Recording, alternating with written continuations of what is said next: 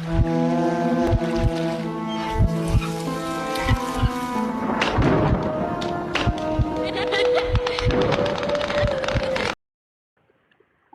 है 16 मार्च 2025 की।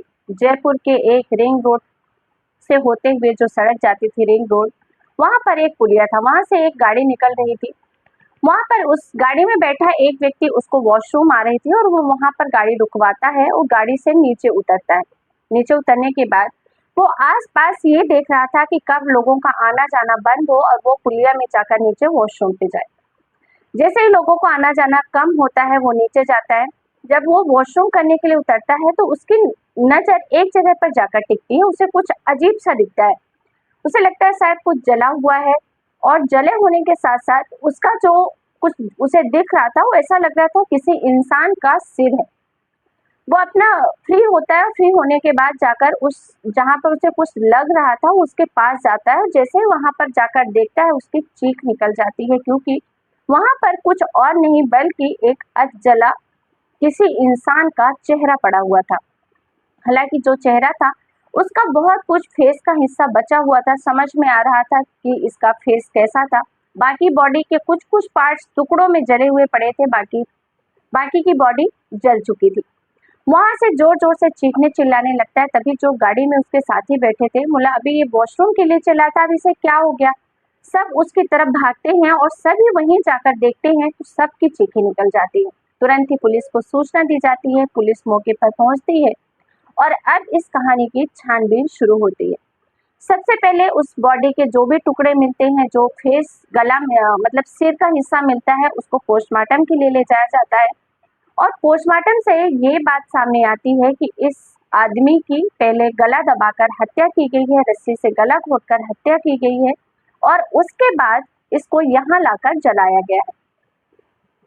अब तक पुलिस के पास कोई सबूत नहीं था, कुछ सुराग नहीं था कि आखिर ये इंसान कौन है, कहाँ से आया है, किसने इसकी हत्या की है। हालांकि आप ये बोल सकते हैं पूरी तरीके से ब्लाइंड ये मर्डर था। पुलिस खोजबीन में लगती है। ये सब कुछ चल ही रहा था। वहाँ की जो महात्मा गांधी मर्चुरी थी वहाँ पर उस बॉडी को रखा जाता है। जो भी उसके हिस्से मिले हुए थे वहाँ रखा जाता है और उसकी छानबीन शुरू होती है। जब छानबीन शुरू होती है, ये सारी छानबीन चल ही रही थी, तभी दूसरे दिन यानी कि 17 मार्च 2025 को सोगानेर का एक लड़का जिसका नाम देवीलाल होता है वो पुलिस स्टेशन पहुंचता है और वहां जाकर कहता है मुहाना पुलिस स्टेशन में कि यहाँ के जो एसएचओ साहब है मुझे उनसे मिलना है, उनसे बात करनी है। पहले तो जो बाहर कांस्टेबल रहते हैं वो बोलते हैं कि आपको कोई कंप्लेन करनी है तो आप हमें बता सकते हो, लेकिन वो कहता है कि नहीं, मुझे सर से ही मिलना है।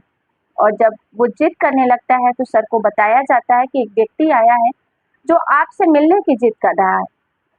जो वहाँ के एसएचओ साहब होते हैं वो उसको बुलाते हैं और पूछते हैं कि क्या बात है। तो कहता है कि साहब, मेरे चाचा जिनकी उम्र लगभग 45 साल के आसपास है, जो कि एक सब्जी बेचने का काम करते हैं, नाम है उनका धन्नालाल, वो 16 तारीख से लापता है। 16 तारीख को वो अचानक वो निकल गए थे और उसके बाद उनका कोई अता पता नहीं है। हम जहाँ भी पूछ सकते थे, ढूंढ सकते थे, हर जगह हमने तलाश की, लेकिन कहीं कोई पता नहीं चल रहा है। उनका मोबाइल भी स्विच ऑफ है। तभी जब ये बात चल ही रही थी कि एक सिपाही आता है, वहां पे कहता है एसएचओ साहब के कान में कि साहब, क्या इस व्यक्ति को उस व्यक्ति की फोटो दिखाएं जिसकी अभी कल हमें लाश मिली थी टुकड़ों में जली हुई, हो सकता है इसके चाचा ही हो। ऐसा सुनने पर बोलते हैं हाँ ठीक है। तस्वीर लाई जाती है और उस व्यक्ति को दिखाई जाती है और वो व्यक्ति जैसे उस तस्वीर को देखता है दहाड़े मार मार कर रोने लगता है और इससे साफ हो जाता है कि ये जो व्यक्ति की लाश मिली है ये उसके चाचा की है। लेकिन अब ये समझ में नहीं आ रहा था कि आखिर इसकी हत्या किसने की है। उसके परिवार के बारे में पूछा जाता है तो बताया जाता है कि उनकी पत्नी है जिसका नाम है गोपाली देवी और 4 बच्चे हैं, जिसमें से एक बड़ी बेटी की शादी हो गई है, 3 बच्चे अभी भी कुंवारे हैं, सब साथ में रहते हैं। पुलिस इनके घर जाती है। घर जाकर पता चलता है कि ये सूचना जैसे ही परिवार वालों में पहुंचती है, मर्चुरी में लाश देखने जाते हैं, उनको अंतिम संस्कार के लिए दिया जाता है। उसके बाद सबसे ज्यादा अगर वहां कोई रोने वाला था तो ऑब्वियसली उनकी पत्नी थी, जो दहाड़े मार मार कर रो रही थी कि मेरे पति को किसने मार डाला, अब हमारे बच्चों का हमारा क्या होगा, हम कैसे जिंदगी गुजारेंगे। पुलिस सांत्वना देती है, कहती है कि जिसने भी अपराध किया है उसको हम बहुत जल्दी खुलासा करेंगे। सब सिलसिला चालू था तब पुलिस वहां के सीसीटीवी फुटेज खंगालना शुरू करती है। आसपास के जहां पर उनकी बॉडी मिली थी जली हुई, उसके आसपास के 6 से 7 किलोमीटर के दायरे के हर सीसीटीवी फुटेज को खंगाला जाता है और उसमें एक संदिग्ध बाइक मिलती है। उस बाइक में एक व्यक्ति बाइक चला रहा होता है। बीच में एक बड़ा सा बोरी का कैरेट जैसा था जो बीच में अड़ा रखा हुआ था और पीछे एक औरत बैठी हुई थी उसको पकड़कर। दोनों ने सिर ढक रखा था, औरत पूरा घूंघट ले रखी थी और जो व्यक्ति था उसने भी पूरा हेलमेट वगैरह पहन रखा था। इस तरीके से अब ये शिनाख्त तो हो नहीं पा रही थी कि आखिर है कौन। तभी जो गाड़ी का नंबर होता है उसे पता लगाया जाता है कि आखिर ये गाड़ी है कौन। गाड़ी का जब पता लगाया जाता है तो पता चलता है यहाँ पर एक दुकान है श्याम फैशन के नाम से और उसका जो मालिक है दीन दयाल, जिसकी उम्र 30 साल के आसपास है, ये उसकी बाइक है। पुलिस उसके पास पहुंचती है, उसको पूछताछ के लिए हिरासत में लिया जाता है। पहले तो इधर उधर की बातें करता है लेकिन बहुत ही जल्द ये सामने आ जाता है कि इस चीज में उसकी पत्नी भी इन्वॉल्व है। वो गोपाली देवी का नाम लेता है कि गोपाली देवी हमारे यहाँ, हालांकि उस टाइम पे उसने सारे खुलासे नहीं किए, सिर्फ वो इतना कहता है कि गोपाली देवी से आप पूछ सकते हैं, वो ज्यादा अच्छे से बता पाएगी, वो भी हमारे यहाँ काम करती है और जो मेरे साथ बाइक में लेडी बैठी है वो उसकी पत्नी गोपाली देवी है। गोपाली देवी को तुरंत ही हिरासत में लिया जाता है, उससे पूछताछ शुरू की जाती है। पहले तो हर जो क्रिमिनल होता है उसकी तरफ वो भी नाटक करती है, कहानियां बनाती है, लेकिन जैसे ही पुलिस प्रेशर करती है सब कुछ उगल देती है। वो कहती है कि ये कहानी शुरू होती है आज से लगभग 5 साल पहले। इसी दौरान उसकी जो मुलाकात होती है वो दीनदयाल से होती है, जिसकी उम्र 30 साल के आसपास थी और जो गोपाली देवी थी उसकी उम्र 40 से 42 साल के आसपास थी। 4 बच्चों की माँ थी। इस दौरान उन दोनों में बातचीत शुरू हो जाती है फोन के माध्यम से और दोनों बहुत ही जल्द एक दूसरे के करीब आ जाते हैं। दोनों को एक दूसरे से प्यार हो जाता है। जब ये श्याम फैशन का दीनदयाल होता है, वो कहता है कि मेरी दुकान में तुम आकर काम कर सकती हो, उससे मैं तुम्हें कुछ पैसे भी दूंगा जिससे तुम अपने पति को बोल सकती हो कि तुम काम करने जाती हो और हमें रोक टोक करने के लिए भी कोई भी नहीं होगा, क्योंकि नीचे उसकी दुकान थी, ऊपर उसका मकान था।